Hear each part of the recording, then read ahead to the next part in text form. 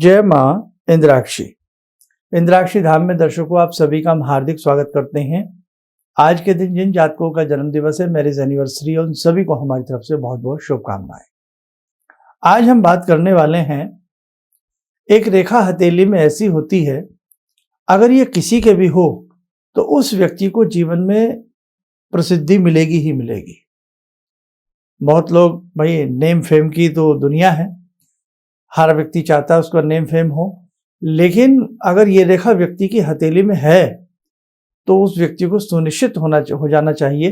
कई बार मन में आ जाता है कि हम इतना किसी के लिए करते हैं या हम इतना कार्य करते हैं, उसकी प्रसिद्धि हमें क्यों नहीं मिलती है। तो ये रेखा बड़ा प्लस पॉइंट आपके इस योग में बना देगी अगर आपकी हथेली में है तो। बताएंगे उस रेखा को। आज का पहले पंचांग 22 मार्च सन 2022, दिन मंगलवार, चैत्र माह, कृष्ण पक्ष, संवत 2078, तिथि चतुर्थी और पंचमी का मिलन, नक्षत्र विशाखा, राहु काल 3 से 4:30, दिशा शूल उत्तर दिशा। हमारी हथेली में एक भाग्यवर्धनी रेखा होती है जिसको हम सैटर्न लाइन कहते हैं, शनि रेखा कहते हैं। ऐसे ही हमारी हथेली में एक यश वर्धनी रेखा होती है।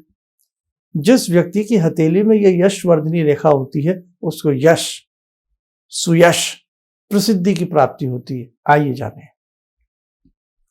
रिंग फिंगर के नीचे यहां ध्यान से देखिए, सूर्य रेखा। ये करीब करीब सबके हाथ में होती है, बहुत के नहीं भी होती है, लेकिन सबके हाथ में है।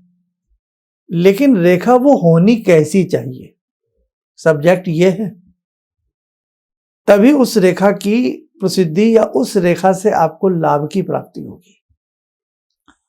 ये रेखा आपकी हथेली में है, रिंग फिंगर के नीचे, इसको सूर्य पर्वत कहते हैं, सन माउंट कहते हैं। एक पतली सी रेखा सूर्य पर्वत के नीचे होती है और ये रेखा जितनी नीचे तक लंबी होगी, स्पष्ट होगी, महीन होगी, कोई अन्य रेखा उसे काटती ना हो, तो आप माने ना माने जीवन में अच्छी प्रसिद्धि को प्राप्त कराएगी। और एक दुर्लभ योग जान लीजिए इस रेखा के बारे में। आइए मैं आपको एक चित्र के माध्यम से समझा देता हूं। आप देखिए अपनी स्क्रीन के ऊपर, ये आपको हाथ दिख रहा है, इसमें जहां पे ये एरो का निशान आपको दिख रहा है, ये सूर्य पर्वत होता है। ठीक, इस सूर्य पर्वत पर अब हम एक रेखा आपको दिखा रहे हैं। ये देखो, रेखा ऊपर से एरो के साथ साथ नीचे तक आकर के आपकी आयु रेखा के आसपास तक नीचे आ रही है। ये रेखा अगर किसी भी व्यक्ति की हथेली में स्पष्ट है, कहीं से कटी ना हो, टूटी ना हो, इसी रेखा में से ब्रांचेस निकली ना हो। अब अपने सब्जेक्ट पर आते हैं। कोई भी ऐसी रेखा उसमें से फूट करके ऊपर की तरफ ना जाती हो, अकेली यशगामिनी रेखा जिसकी हथेली में लंबी होगी, उसको जीवन में प्रसिद्धि मिलेगी और उसको प्रसिद्धि प्राप्त होगी शादी से 3 वर्ष पूर्व। शादी से 3 वर्ष पूर्व प्रसिद्धि प्राप्त होती है। अब आप कह सकते हैं कि उसका विवाह ही ना हो। ऐसे भी बहुत लोग हैं जो बैचलर रहे हैं, लेकिन इतिहास के पन्नों में उनकी प्रसिद्धि की गाथाएं छपी पड़ी हैं। ऐसे भी लोग हैं। तो यहां दोनों अर्थ समझें, उसके विवाह से 3 वर्ष पूर्व या उसके दीक्षा संस्कार के उपरांत। अब दीक्षा संस्कार कई तरह से होता है, मंत्र में भी दीक्षा संस्कार लेते हैं। आप किसी को अपने रोल मॉडल बनाते हैं, किसी को गॉडफादर बनाते हैं। ऐसी स्थिति में, या अगर मैं जो बैचलर लोग हैं उनकी बात करूं तो करीब करीब 18 वर्ष की आयु के उपरांत।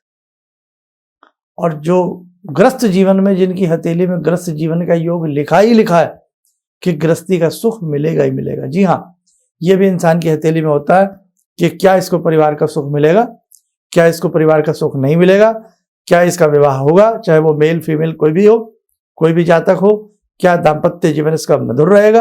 ये सारी चीजें इंसान की हथेली में लिखी होती है। तो आज मैंने केवल एक रेखा बताई है, लेकिन ध्यान से सुन लेना। ये रेखा बहुत लोगों के हाथ में होगी, किसी की बड़ी मोटी सी होगी। और ये होनी कैसे चाहिए, सूर्य पर्वत के ठीक मध्य में।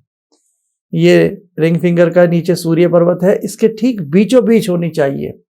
साइड से हटती हुई रेखा ना हो, ऊपर से घूमती भी ना हो, उसी से टच करती हुई रेखाएं ऊपर ना निकल रही हो, अकेली बाल जैसी पतली रेखा, स्पष्ट रेखा।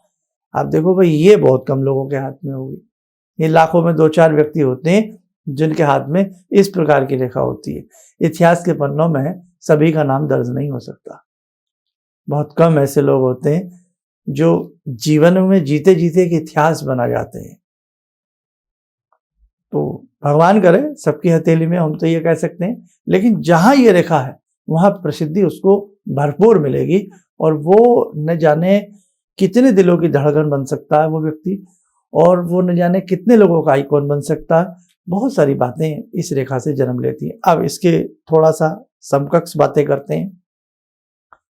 यही रेखा बहुत नीचे तक लंबी ना हो, और इसी रेखा के साथ साथ 1-2 रेखाएं ऊपर की तरफ और स्पष्ट रूप से जा रही हो, और कोई रेखा उन्हें काटती ना हो। इसका अर्थ आप जानकर के हैरान हो जाएंगे। उस व्यक्ति को बहुत ज्यादा पेरेंटल संपत्ति नहीं मिलती, लेकिन वो व्यक्ति अपने बलबूते पे अपने जीवन को जमा लेता है। शादी के आसपास या शादी के कम से कम 2 वर्ष के बाद उसका भाग्य उदय होता है, और काफी अच्छी तरक्की उसके जीवन में चलती चली जाती है। हमारे जैसे कर्म होते हैं, उस कर्म फल की गति के आधार पर ही ये रेखा हथेली में छपती है। बहुत लोग कहेंगे ये तो ऐसी होती हैं, तो वैसे होती हैं। आप भगवान की कलाकृति को नकार नहीं सकते। भगवान ने जो भी चीज बनाई है ना हमारी हथेली में या हमारे शरीर में, आप एक चीज में भी कमी नहीं निकाल सकते।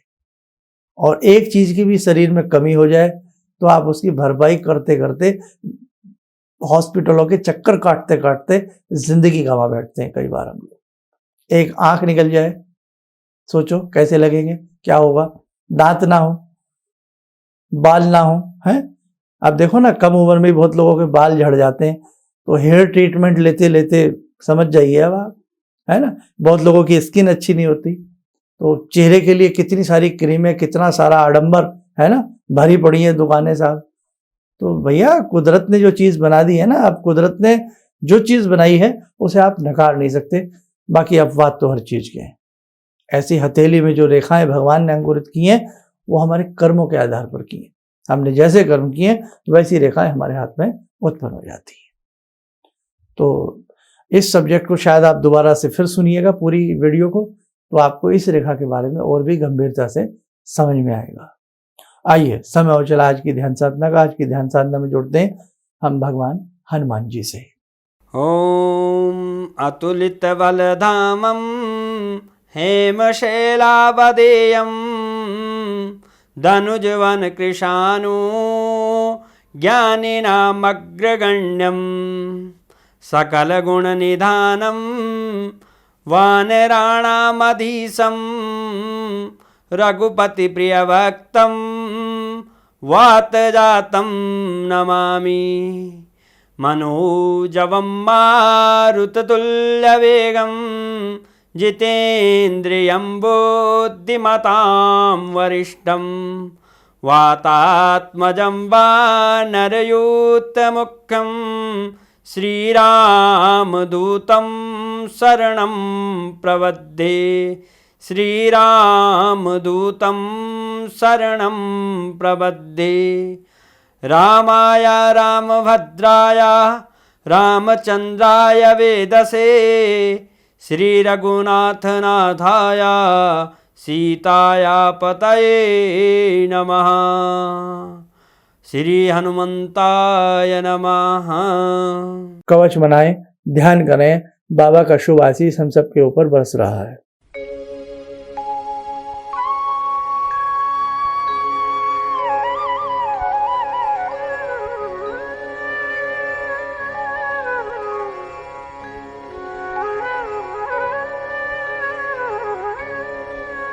ओम बोलते हुए नेत्र खोलें, सामान्य हो जाए।